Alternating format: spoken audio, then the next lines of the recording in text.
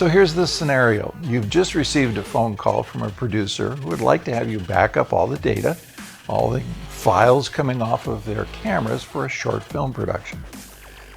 They're going to ask you two questions right off the top. Can you do it? You'll probably say, sure, I can do it.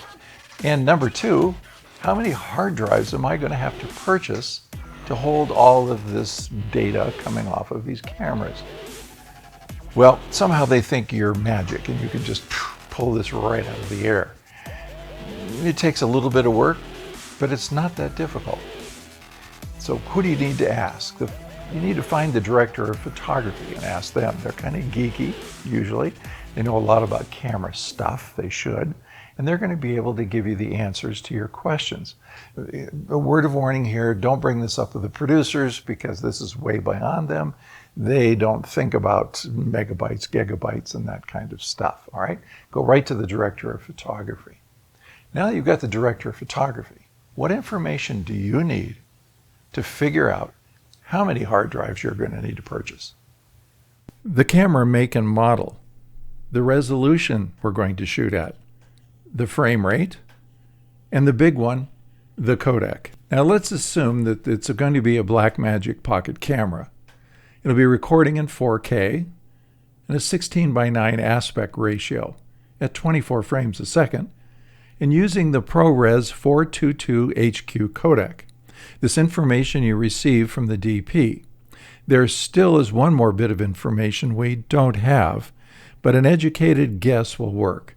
How many minutes will we be shooting each day? The first number you need is from the codec. How much data per minute does the ProRes 422 HQ generate? We'll look it up on the web. According to Blackmagic's datasheet for the pocket camera, this codec generates 117 megabytes per second at 30 frames a second. But we're shooting at 24 frames a second.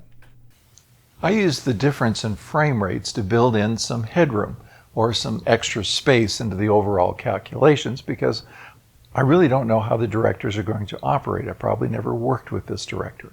Do they shoot a lot of takes? Or do they let the camera run and run and run? Now this is getting to be a really bad habit, by the way, on digital film sets, where people think that digital doesn't cost anything. We as data managers and DITs know differently because it does equate to time, money, and hard drive space. Now you don't have much say on set. But you can tell the producer that you're running out of hard drive space and why. They can go fight the political battles, or they can buy you more hard drives. First, let's convert the ProRes data per second into per minute. Multiply this number by 60 seconds in a minute. Now remember, it's important to select the proper codec and resolution. It will be a mess if you accidentally look at the HD instead of the 4K. And notice there are different 4K resolutions, so double check. And here's how we figure out the number of minutes of footage that are going to be shot for the entire production. And it's all based around the script. The script pages, when they're properly formatted, are about a minute per page runtime. It's one of the beauties of script formatting.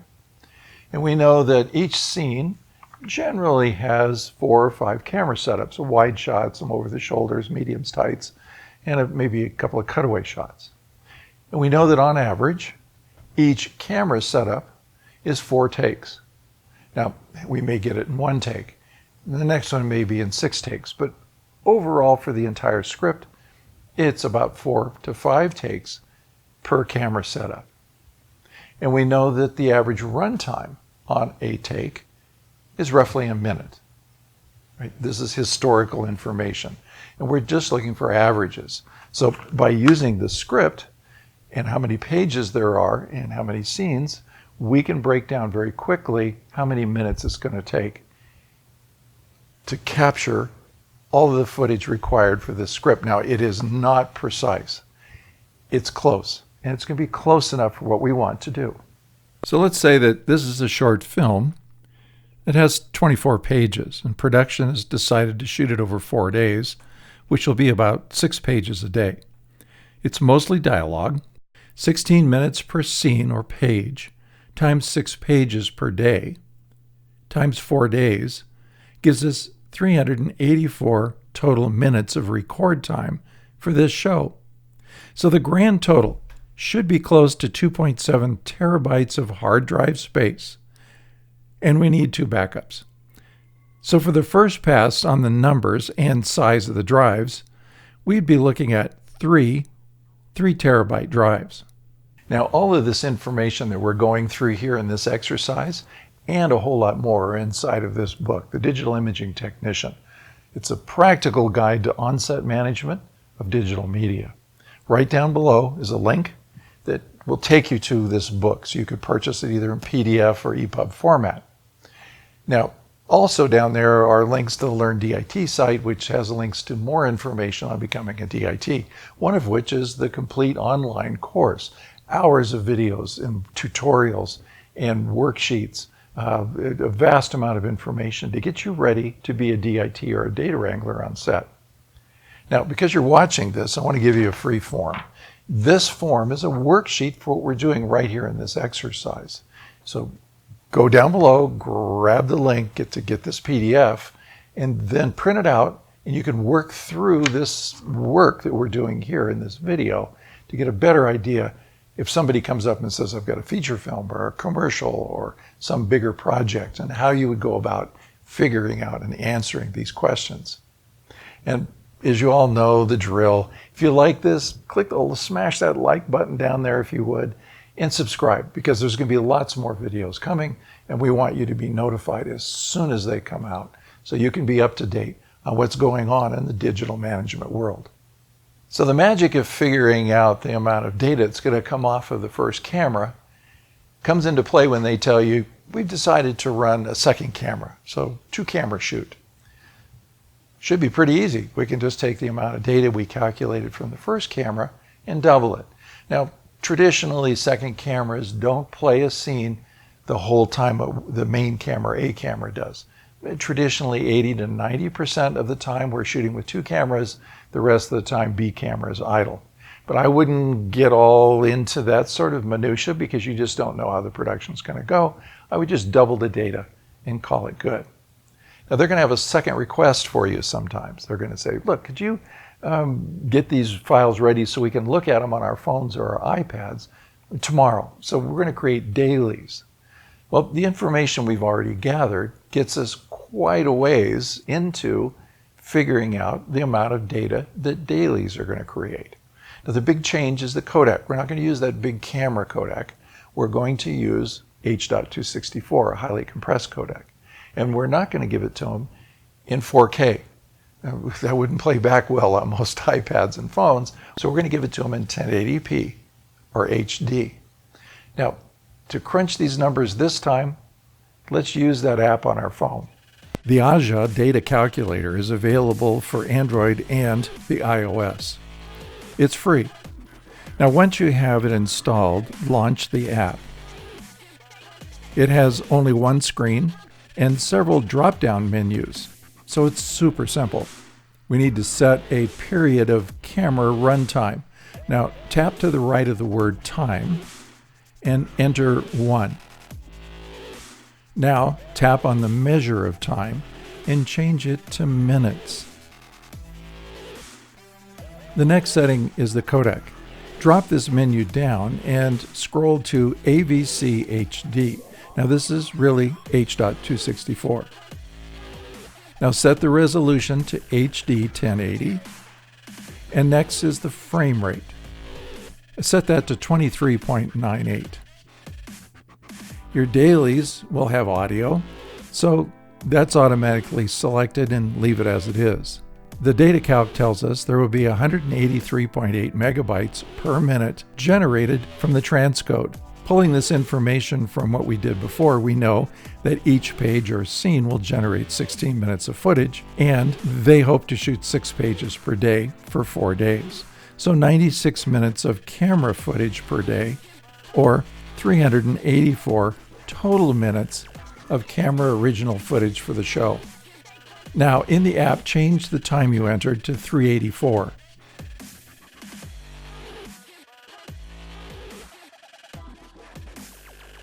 So the dailies for this show will need an additional 70.59 gigabytes of drive storage space.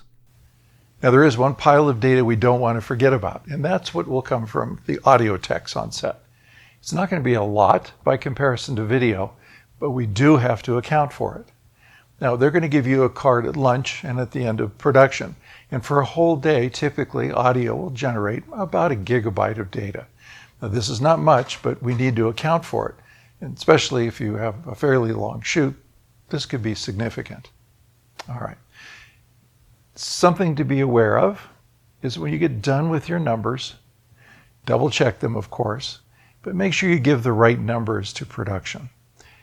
If you come up with the production needing 8 terabytes of data storage for the entire production, remember that you need 2 backup drives. So you're going to need 3 8 terabyte drives and not 1. I've seen this happen before. It's a very awkward conversation to have later on with production. Let's go down that quick checklist for the numbers we need again. Right? First, the camera type, make, the resolution they're going to shoot in, the codec they're going to use, the frame rate. Add to this one other item, and that is what type of show are you going to be doing? Now, a scripted show, TV series, a movie, a short feature, we've been working on that. These numbers we've been crunching are very applicable to something like that. But if you're doing a non-scripted show, like a reality show or a documentary, things get pretty crazy in a hurry. And I would strongly suggest that you work as an assistant with another DIT on a show like a reality show. At least once or twice, you get a feel as to the massive amount of data that can come off of these and how random it can be. It can be sort of calculated ahead of time, but you need to have some experience to come up with some accurate numbers when you're on a show of your own. As we've seen, apps are very helpful, but sometimes the app numbers are quite high. In fact, crunching some of the numbers for this module, I noticed that the app was generating 9 gigabytes per minute instead of 7. And that over the course of a long production could mean a terabyte or more of unneeded space that you would have to order. So I always build a spreadsheet or do it longhand just to double check the app. And after you do a few shows, you're going to have a gut level feeling of which one is closest. And ultimately, double check your work. It'll help you sleep a whole lot better at night.